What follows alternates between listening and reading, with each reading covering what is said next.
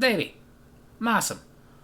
Welcome to Davy's Awesome Stories, where I tell funny stories from the past or go on a rant in an effort to make you laugh. So I'm going to talk about my mother this week. Don't get me wrong, I loved my mother. She has passed away. I'll see her again someday, I'm sure. But my mom was very quirky. Not just the thing that I've mentioned in several other videos, for those of you who don't remember. My mother had this weird tick that she would say things and then nod her head for no reason. It would be like, "This chicken is good." Like she would just make a statement and shake her head like she agreed with herself. It was something that was done so often and so subtle that you honestly didn't even notice it. Like until the first time I talked about my mother on one of these videos and did that, my wife was sitting there freaking out like, "Oh my god, you're right, she did do that." And honestly, I didn't even notice it until I was like 13, 14 years old. We were sitting there having dinner and she did that and I was like, "Why do you do that?" "Do what?" "That thing when you nod after you say something. Like not only did you just say something, but you really agree with it." Both my dad and my brother started laughing because it was like the glass shattered. Holy crap, she does do that. And she just chalked it off to, "Because I do. I agree with myself." You notice she didn't shake her head there. Like I said, it was one of those subconscious things. She never did it on purpose. But now getting to her quirkiness. My mom was the cool mom, but not in a sense of because she's cool. She was the kind of mom that most of my friends always wanted to be around. She made good food. They always wanted to stay for dinner. She always had snacks and was always willing to share. She was the mom that basically made all the kids feel at home. But what would be funny to me is when my mom would try really desperately to be cool. For example, when I was a little kid, about 8, 9 years old, two things that were very popular were Ninja Turtles and The Simpsons. And if you remember, in Ninja Turtles and The Simpsons, there was two characters that had a catchphrase that was similar. Michelangelo and Bart Simpson both used to say "Cowabunga." They would say it all the time, so growing up, going to school, I said "Cowabunga." My brother said "Cowabunga." Our friends said "Cowabunga." People who hated us said "Cowabunga." A lot of people said "Cowabunga" when something was cool. But I can tell you when I stopped saying it. I was 9 years old. It was Christmas. We lived in an apartment complex that allowed us to decorate as much as we wanted. So my dad went outside to our porch area. That's all we had. There was like a little porch right next to the door. But just tricked it out in Christmas lights. And it was really cool. And when he's done, we go outside. He turns on the lights. We look at the setup he's done for this little apartment complex. There are neighbors around watching because we did that back then in the 90s. Nowadays, nobody cares.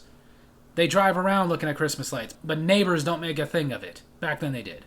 And my mother says, "Whoa, cowabunga, dudes!"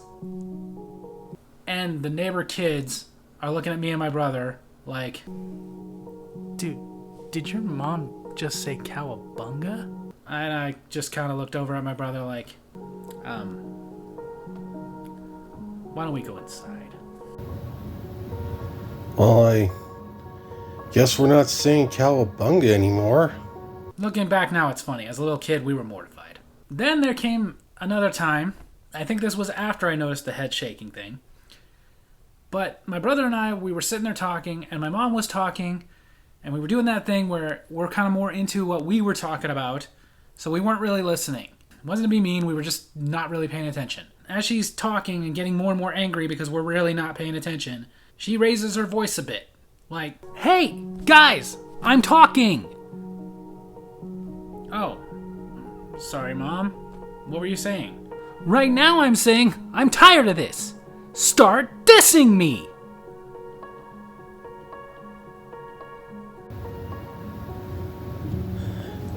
Did she just tell us to diss her?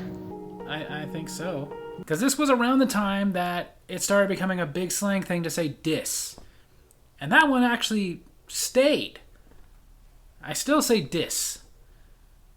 But my mom clearly didn't understand what it meant, but repeated herself. "Yeah, start dissing me." "Mom, I don't think you know what that means." "Yeah, it's when you listen to somebody, right?" No. No, that is not what it means to diss someone. To diss means to disrespect them.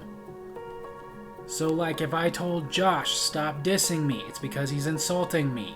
Or I say I was dissing him because I was disrespecting him. Or sometimes, like, if one of our friends are over and one of us says something to one of the other, there's a nice disrespectful quip, the other one might go, "Oh, diss."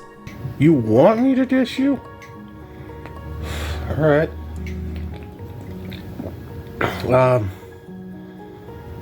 Get back in the kitchen and make me a chicken pot pie, you woman thing, you. Yeah. What?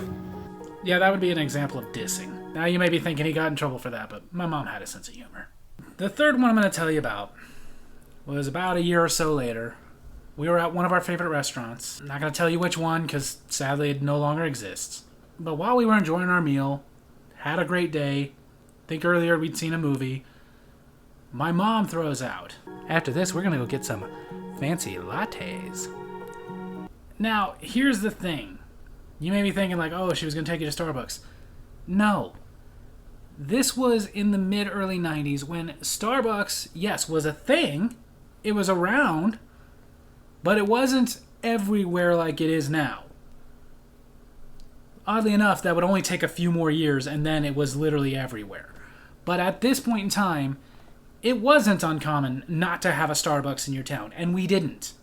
We didn't have a Starbucks in our town. Like I said, not even 5 years later, probably like 2 or 3 years later, they're starting to pop up everywhere. Now, of course, like your town, there's a Starbucks right across the street from a Starbucks. But back then, no, not really. There were maybe some coffee shops here and there that sold like really nice coffee, like Starbucks does. But even then, you might have 1 or 2 of those in your town. And normally that's if you have like a big hippie population. I only remember one at the time. And it's gone now. Oddly enough, it's now a Starbucks. But we hardly ever went there as a family. I went there once in a while with my friends, and we would hang out all day. But we were like, what the heck are you talking about? And we said so. What? You know, some of those mocha lattes. Back then, a mocha latte was considered fancy. But still, what? After dinner, Dad and I decided we're gonna go get some of those fancy mocha lattes. Oh my god, what the hell are you talking about, woman? To which my dad finally just blurts out, "We're going to 7-Eleven. Yeah, 7-Eleven had one of those machines that you pushed it and fancy coffee came out. You could get French vanilla, you could get mocha, and whatever flavor of the month was going on. And they were pretty good. Josh and I had them once in a while. My mom was obsessed with them. But we were like, you're talking about like fancy lattes, and we're going to go to 7-Eleven of all places. Because this was the thing about my mom. As much as she tried, she couldn't be cool. So there you have it. That's my story video this week. Hope you guys enjoyed it. And if you did, make sure to hit like, hit subscribe, hit the little bell so you get notifications when I post the videos. And leave a comment so I can respond to you in my next comment corner. If you've got any stories about your moms trying too hard to be cool, let's hear them. Love you guys.